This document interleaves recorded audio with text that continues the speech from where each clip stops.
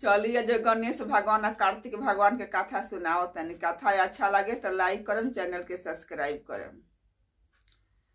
गणेश भगवान और कार्तिक भगवान माने आपस में माने बात करत रहने लोग कि सबके श्रेष्ठ माने कहेला गणेश जी के, हमरा के काहे ना कहेला, हम तो बड़ बानी, गणेश जी छोट बारन, तब भी माने गणेश जी के सबके कहेला श्रेष्ठ बारन। तो दोनों जना मिल के गैलक लो ब्रह्मा जी के लगे, कहलक लो कि चले के हमनी के ब्रह्मा जी से पूछल जाओ। तो गैलक लो ब्रह्मा जी के लगे। तो ब्रह्मा जी से कहलक लो कि ब्रह्मा जी सब केहू तो माने गणेश जी के माने श्रेष्ठ कहेला, हमरा के काहे ना कहेला। कार्तिक जी कहलन कि हमरा काहे ना लोग श्रेष्ठ कहेला। तो ब्रह्मा जी कहनी एकर तो समाधान हमरा लगे नहीं खे, एकर फैसला तो माने विष्णु भगवान करी हन, चल चलो विष्णु भगवान के लगे। तो दोनों जना फेन गैलक लो जैसे विष्णु भगवान के लगे। तो विष्णु भगवान से कहलक लो कि ए विष्णु भगवान, गणेश जी के सबके श्रेष्ठ कहेला, कार्तिक जी के काहे ना श्रेष्ठ कहेला। तो विष्णु भगवान तो सोचा नहीं, सोचो ओकरा बाद कहता नहीं कि तू चल चलो दोनों जना भोले बाबा के लगे, ई समाधान तो भोले बाबा करी हन। तो दोनों जना अपना पिता के लगे भोलेनाथ के लगे अइलक लो। तो कहलक लो माने भोले जी से कि पिताजी सब केहू तो कहेला कि गणेश जी श्रेष्ठ बरन, हमरा के काहे ना कहेला, कार्तिक जी के काहे ना कहेला श्रेष्ठ।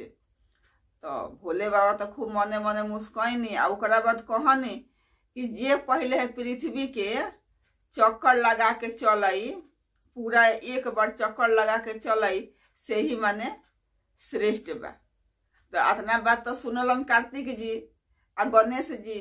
तो कार्तिक जी के तो लगे मोर के सवारी हो, वो अपना मयूर पर बैठलन, अब माने उड़ान ले लेलन कि हम पूरा माने पृथ्वी के जल्दी परिक्रमा करके चले तो हम सबसे श्रेष्ठ हो जाए।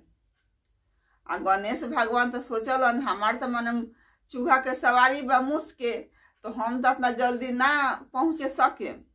तो वो अपन बुद्धि के उपयोग कैलन। तो बुद्धि अपन लगवलन, वो का कैलन, शंकर जी या गौरा पार्वती के बैठा रहे लो कैलाश पर, वही लोग के परिक्रमा लगा रहलन आ लगा के आके उन लोग के चरण में बैठ गइलन। तो भोले बाबा पूछनी कि तू माने इतना जल्दी परिक्रमा लगा के चल अइल। तो गणेश जी कहलन कि माता पिता के चरण में तो पूरा पृथ्वी संसार बा, रौरा लोग के हम परिक्रमा लगा के और लोग चरण में आ गए नहीं। आ जब कार्तिक भगवान अइलन पूरा पृथ्वी के परिक्रमा लगा के, तो देखत रहन कि गणेश जी जब बैठल बरन परिक्रमा लगा के। तो वह शंकर भगवान कहनी कि गणेश जी अपना बुद्धि के माने उपयोग कैलहन, माता पिता के परिक्रमा लगा के आ कहलहन कि माने पूरा पृथ्वी संसार तो माता पिता के चरण में बा।